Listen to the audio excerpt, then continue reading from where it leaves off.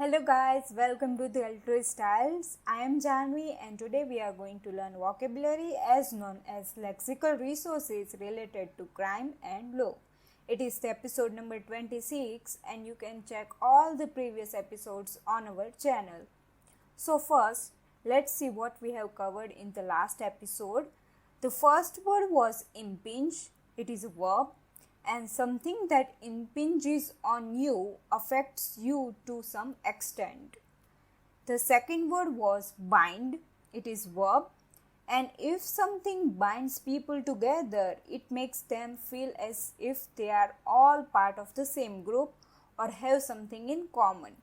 The third word was nag. It is also a verb. And if someone nags you, they keep asking you to do something you have not done yet or do not want to do.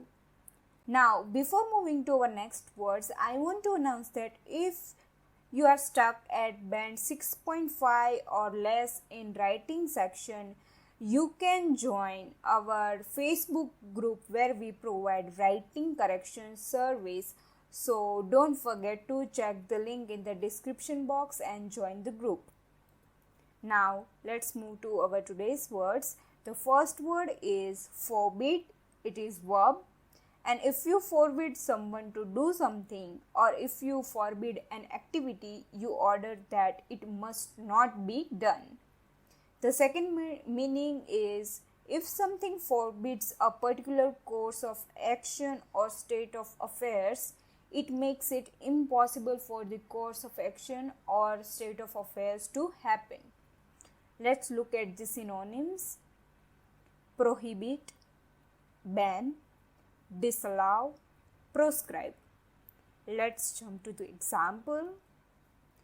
They will forbid you to marry. Custom forbids any modernization. Let's look at the collocations. God forbid, heaven forbid, law forbid, forbid by, forbid from. Let's look at the other things. The third person singular present tense is forbids, like he forbids, she forbids. Present participle or V4 form is forbidding with ing.